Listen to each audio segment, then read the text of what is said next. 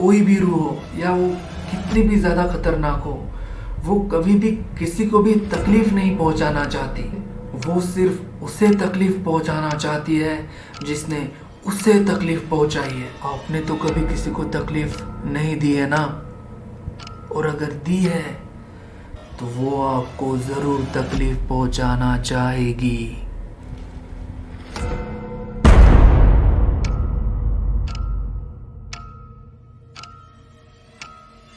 Oh, hello guys, I'm Blackie and you are watching The Blackie Show. So guys, welcome to The Blackie Show, जहाँ पर आपको real life में घटी horror घटनाएं, कहानियाँ, murder mysteries या फिर दुनिया में घट रही अजीबोगरीब घटनाएं, कहानियाँ, ये सब जानने को या फिर सुनने को मिलेगा। ये द ब्लैकी शो चैनल पर अपलोड होने वाला पहला वीडियो है और यहाँ से शुरू होता है आपका और मेरा एक अलग ही दुनिया का सफर। चलिए शुरुआत करते हैं इस अद्भुत सफर का। Let's start.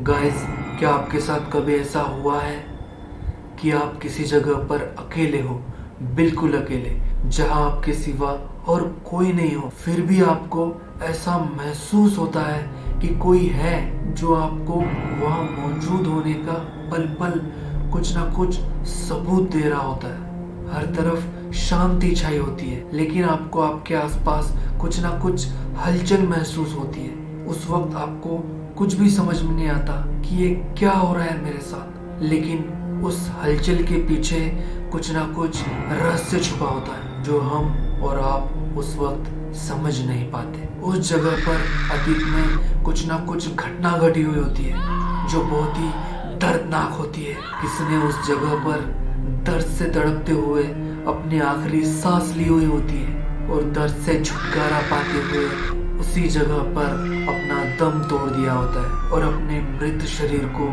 वही उसी जगह छोड़ दिया होता है।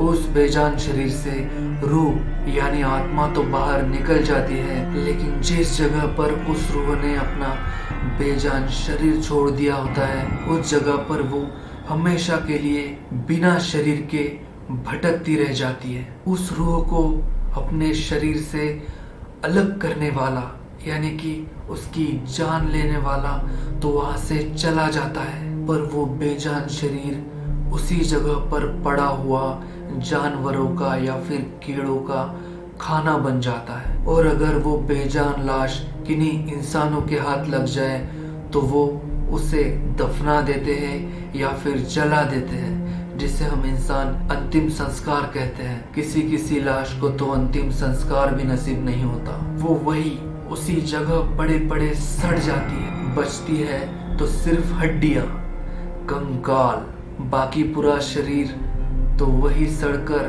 मिट्टी बन चुका होता है। लेकिन शरीर के साथ कुछ भी हो, लेकिन उसकी रूह तो वही भटकती रह जाती है जहां पर उसने अपनी आखिरी सांस ली हुई होती है, जहां पर दर्द के मारे पल पल तड़पते हुए अपना दम तोड़ दिया होता है, और जहां पर उस रूह ने अपने त्यागे हुए शरीर के साथ अपने आखिरी लम्हे काटे हुए होते हैं, और उसकी चीखें भी हमेशा के लिए उसी जगह गूंजती रह जाती है। माना जाता है जब तक वो डेड बॉडी उस रूह के सामने पड़ी होती है, वो अपने ही शरीर को घूरती रहती है और रोती रहती है, और लोग जब उसकी लाश को उठाकर किसी और जगह ले जा रहे होते हैं तो वो और जोर से रोने लगती है, क्योंकि वो रूह अपने हाड़ मांस के शरीर को आखिरी बार देख रही होती है, क्योंकि उसके बाद वो अपने शरीर को कभी भी देख नहीं पाती, और वो रूह अपने ही शरीर को दूर ले जाते देख जोर जोर से गिड़गिड़ा रही होती है, और वो कुछ नहीं कर पाती, क्योंकि हर एक रूह का एक दायरा होता है।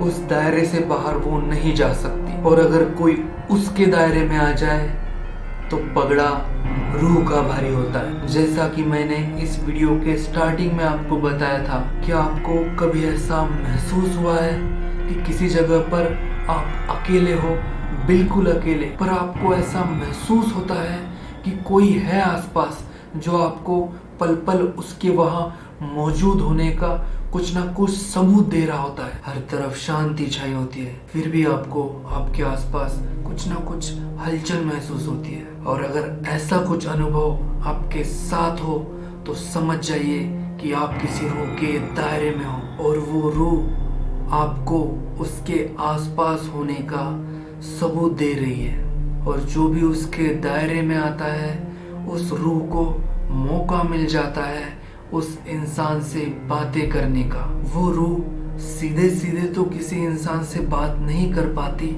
लेकिन ना वो अपने तरीके से जो भी बन पाता है वो सब आजमाती है। जब भी हम किसी रूह के दायरे में होती है वो हमेशा हमारे आसपास ही होती है, हमारी बातें सुनती है, हमें घूरती है, हमें टच करती है, हमारे आसपास बैठती है, हमसे कुछ कहना चाहती है, अपने अतीत की बातें जो भी उसके साथ घटा है वो हमें बताना चाहती है पर बता नहीं पाती। पर अगर आपके साथ कोई छोटा बच्चा है तो वो सबसे पहले उसे टारगेट करती है, उसके आसपास रहना चाहती है, उसके साथ खेलना चाहती है, उससे बातें करना चाहती है। और बच्चे किसे पसंद नहीं है, सबको पसंद है।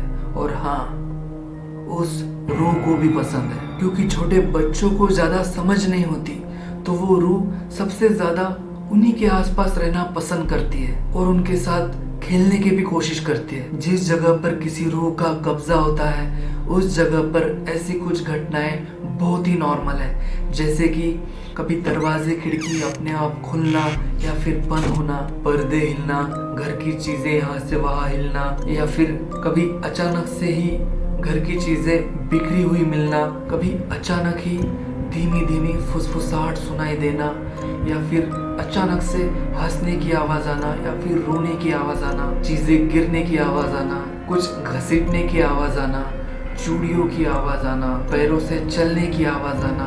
ये सब उसी सच्चाई के सबूत है जो चीख चीख के कहते हैं कि आप किसी रूह के दायरे में हो। और रूह का ज्यादा खतरनाक होना इस बात पर भी निर्भर होता है कि उसकी मौत कैसे हुई है। अगर उसे किसी ने मारा है तो भाई वो हमेशा ही उसे तकलीफ पहुंचाने के लिए उसकी तलाश में रहेगी। पर किसी रूह की मौत अगर खुदकुशी से हुई है यानी आत्महत्या से हुई है तब तो वो रूह सबसे खतरनाक साबित हो सकती है। जिसके भी दबाव में आकर या फिर जिसने भी उसे तकलीफ पहुंचाई है उस तकलीफ के चलते अगर उसने आत्महत्या की है तो वो उस इंसान के लिए बहुत ही खतरनाक साबित हो सकता है। और भूल से भी अगर वो इंसान उस रूह के दायरे में आ जाए तब तो भाई उस इंसान का, उस हत्यारे का तो भगवान ही मालिक है। तब तो वो 100% उस इंसान को हानि पहुंचाने की कोशिश करेगी। ऐसी बातों से हमें बहुत डर लगता है, लेकिन ऐसी बातों से हमें डरना नहीं चाहिए, क्योंकि मुझे ऐसा लगता है कोई भी रूह हो या वो कितनी भी ज्यादा खतरनाक हो, वो कभी भी किसी को भी तकलीफ नहीं पहुंचाना चाहती। वो सिर्फ उसे तकलीफ पहुंचाना चाहती है जिसने उसे तकलीफ पहुंचाई है। आपने तो कभी किसी को तकलीफ नहीं दी है ना, और अगर दी है तो वो आपको जरूर तकलीफ पहुंचाना चाहेगी। लेकिन आपने अगर कुछ भी नहीं किया है तो आपको जरा सी भी चोट नहीं पहुंचाएगी, और अगर पहुंचाना भी चाहे तब भी नहीं पहुंचा पाएगी। इसलिए जब हम किसी रूह के दायरे में हो और हमें उसके मौजूद होने के कुछ लक्षण महसूस हो तब हमें उससे डरना नहीं चाहिए। लेकिन कोई भी रूह कुछ करे या ना करे, कुछ लोग ऐसी बातों से बहुत डरते हैं, क्योंकि सब जानते हैं कोई कितना भी शरीफ हो उसने अपनी जिंदगी में कभी ना कभी किसी ना किसी को मानसिक या फिर शारीरिक चोट जरूर पहुंचाई है। बाहर किसी को पता हो या ना हो, अंदर तो सबको पता है कि हम भी कोई दूध के धुले नहीं है। सबने अपनी जिंदगी में कुछ ना कुछ तो पाप जरूर किया है। आपका तो पता नहीं, मेरी तो मटके हाथ में आ जाती है, जिसके चलते कोई ना कोई रूह हमें जरूर तकलीफ पहुंचा सकती है।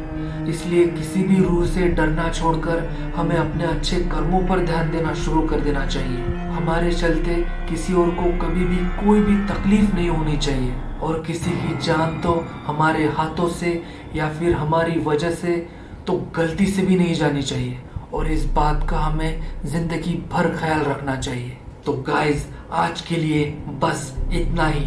जैसा कि आपको पता ही है, ये इस चैनल का पहला वीडियो है, इसलिए ये थोड़ा सा छोटा वीडियो है, और इसके बाद बड़े ही लंबे लंबे और इंटरेस्टिंग वीडियो आने वाले हैं, वो भी सच्ची घटनाओं पर आधारित। सो गाइज जल्दी से जल्दी इस चैनल को सब्सक्राइब कर लीजिए, क्योंकि आने वाले समय में बहुत ही खूंखार, खतरनाक, खौफनाक, डरावनी और आपकी फाड़ देने वाली वीडियोस की बरसात होने वाली है। और अगर ये वीडियो पसंद आया हो तो इस वीडियो को ज़रूर लाइक करिए, और जिसको भी ऐसी कहानियाँ पसंद हैं उसको शेयर भी ज़रूर करिए, और सब्सक्राइब करना मत भूलना। और अगर नहीं किया तो वो ज़रूर आपको तकलीफ पहुंचाना चाहेगी।